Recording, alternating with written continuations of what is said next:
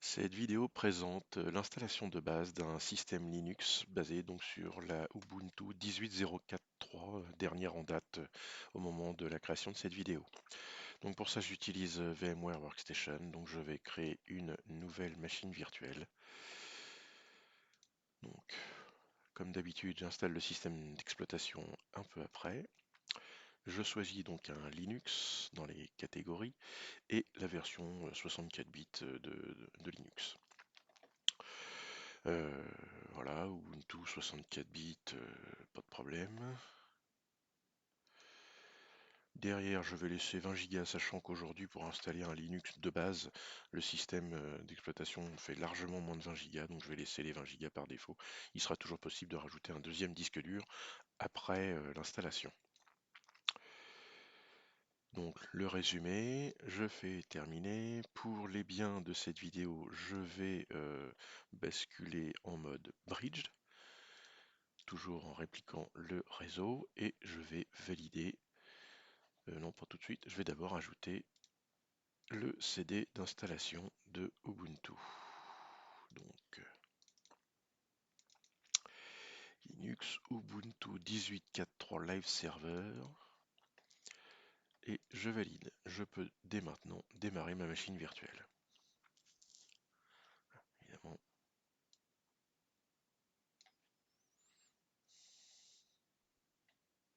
Donc là, je peux dire que j'ai fini d'installer parce que ça me gêne pas plus que ça. Voilà, oui, la fenêtre n'arrête pas de changer de taille. C'est normal.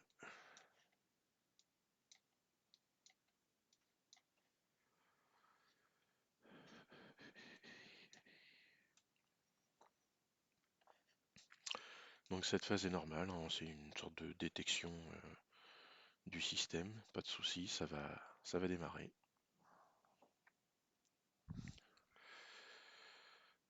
Voilà. Voilà, donc je me retrouve dans le setup de Ubuntu. Alors petite information assez importante, pendant le setup, je vais choisir ici le français, mais pendant le setup, il y a fort à parier que le clavier reste en anglais. Pas d'inquiétude, à la fin du setup, il sera bel et bien en français. Il faut juste faire très attention à la mise en place du mot de passe qui peut potentiellement être problématique. Alors j'ai cru comprendre qu'en mettant à jour donc ce qui nous propose immédiatement l'installeur, on n'a plus ce problème. Donc je vais faire Update to the new installer pour être sûr d'avoir la dernière version. Là, il fait sa tambouille tout seul et il me relance le setup quasiment instantanément. Donc ici, du coup, je vais choisir un clavier français, français, et je fais terminer. Normalement, avec la mise à jour, le problème de clavier est résolu. Le fait d'avoir mis ma carte réseau en bridge fait que je récupère une adresse IP directement depuis mon réseau local. La proxy adresse, à moins d'en avoir un dans votre entreprise qui vous impose le passage donc par ce proxy pour accéder à Internet, vous pouvez laisser cette case vide. L'adresse miroir pour l'installation, celle qui est par défaut, de toute manière, est en général bien suffisante. Là, il nous propose de choisir la façon dont on souhaite installer le système sur le disque, donc utiliser un disque entier. Oui, moi ça me va très très bien.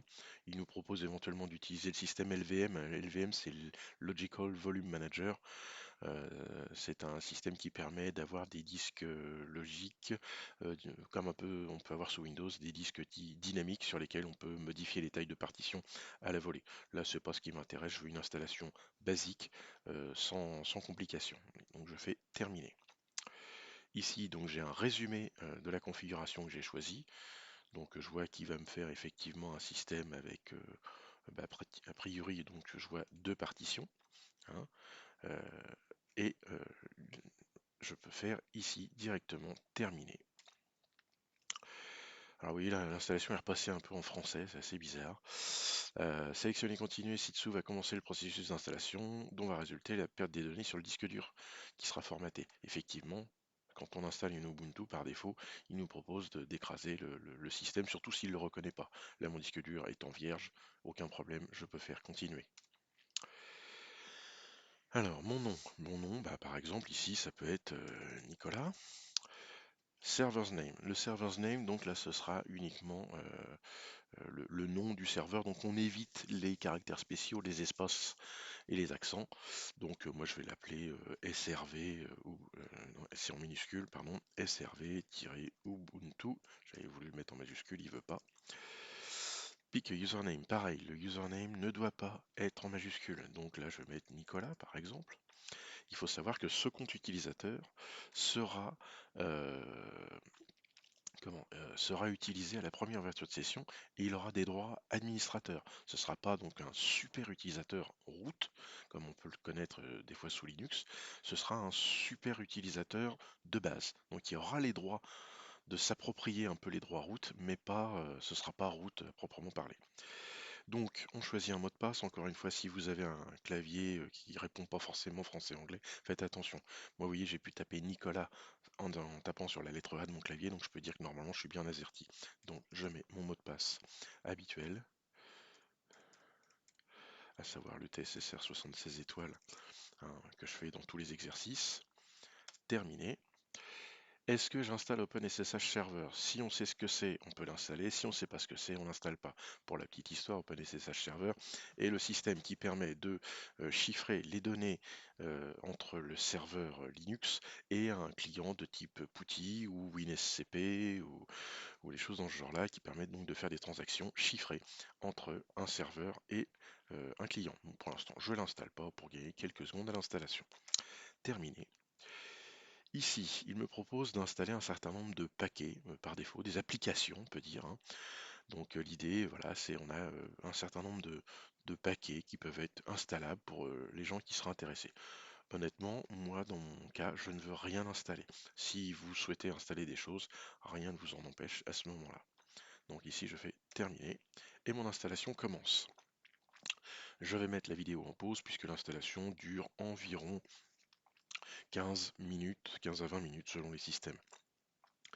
Ne surtout pas cliquer avant sur le Cancel Update and Reboot, parce que là, il ne fera rien du tout. Donc là, on le laisse tourner et à la fin, on aura un autre message qui nous demande de redémarrer le système, c'est tout, je crois. Voilà, donc je mets la vidéo en pause, je vous dis à tout de suite. Voilà, mon installation c'est enfin terminé, donc le système me propose de redémarrer, donc je valide pour redémarrer mon système Linux.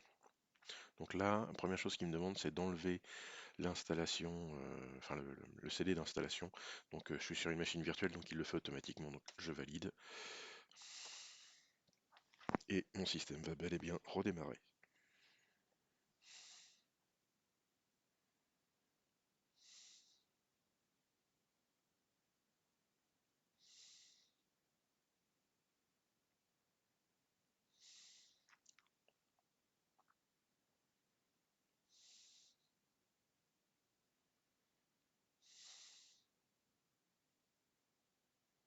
Voilà, mon système a redémarré. Il est désormais opérationnel, ou presque. Alors bon là, pas d'inquiétude, ça semble un petit peu inquiétant ce qu'on voit, mais en fait ce sont ici des générations de clés SSH, malgré qu'on n'ait pas installé le serveur OpenSSH. Donc ici je valide et je vais taper mon identifiant que j'essaie de créer pendant l'installation, accompagné du mot de passe euh, qui va avec. Je vais me tromper dans le mot de passe, je recommence. Voilà, donc ce coup-ci c'est bon. Donc j'ai ouvert ma session. Première chose que je peux observer, c'est que j'ai 62 packages qui peuvent être mis à jour. Donc ça déjà, ça peut être intéressant de travailler avec des versions à jour des systèmes Linux, ce qui permet encore une fois d'augmenter le niveau de sécurité de notre système, notamment par la mise à jour du noyau de Linux. Donc pour mettre à jour mon système, eh bien, ce n'est pas très compliqué. Il va falloir faire une succession de commandes puisqu'ici nous n'avons que du shell pour administrer notre système. Donc cette succession de commandes va se faire en s'octroyant les droits de super utilisateur. Pour s'octroyer les droits de super utilisateur, il va falloir qu'on commence toutes nos commandes par la commande sudo. Sudo signifiant super user do. Donc, en tant que super utilisateur, c'est un peu l'équivalent de la commande sous Windows, exécutée en tant que ou exécutée en tant qu'administrateur. Donc, sudo apt Donc apt, c'est le gestionnaire de paquets, donc de logiciels et d'installations sous Linux. C'est un peu l'équivalent du Microsoft Store ou du Play Store ou de l'App Store qu'on peut trouver sur les différentes plateformes. Donc sudo apt update. Alors update va permettre de faire une mise à jour de l'ensemble des paquets existants sur ce store par rapport au système, qui sache un petit peu qu'est-ce qu'il va pouvoir trouver en ligne. Donc là, je mets le mot de passe du compte Nicolas et je valide. Bon, bien entendu, il faut s'assurer que votre Ubuntu a un accès Internet. À partir de là, vous voyez, ça prend quelques secondes. Et du coup, maintenant, si je souhaite mettre mon système à jour, je vais pouvoir faire sudo apt, toujours, et non plus update, mais upgrade. Ici, en faisant upgrade, je vais mettre mon serveur Ubuntu à jour. J'étais en 18.04.3, ici, hein. Et bien on va voir si après l'upgrade, je passe à autre chose. Donc là, il me fait la liste des paquets qui vont être mis à jour.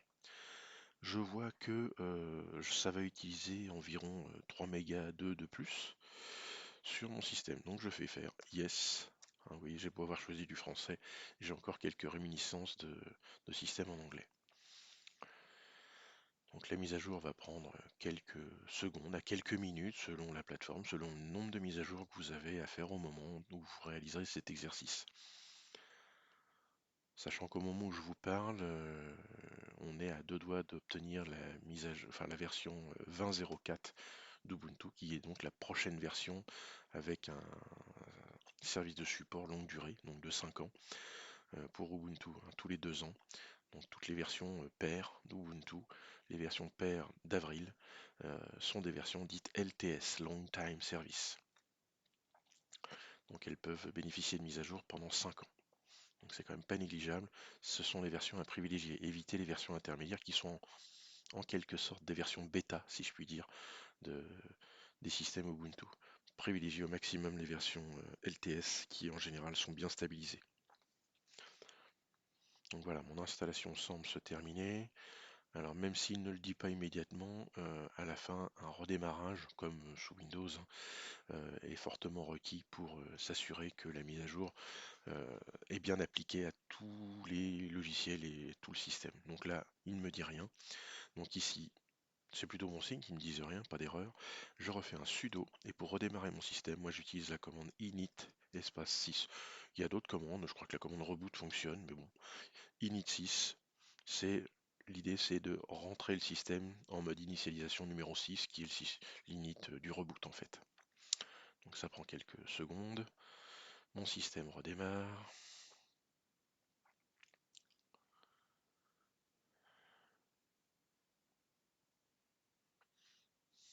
Donc j'étais en 18.04.3 et maintenant je devrais passer voilà, sur la 18.04.4 LTS. Donc ça permet ces upgrades à vraiment rester sur le niveau de version optimale de la sous-version, enfin de la version majeure, pardon.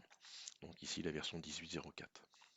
Voilà, donc j'ai un système qui est désormais installé, à jour, lequel a, semble-t-il, accès Internet. C'est tout pour cette vidéo.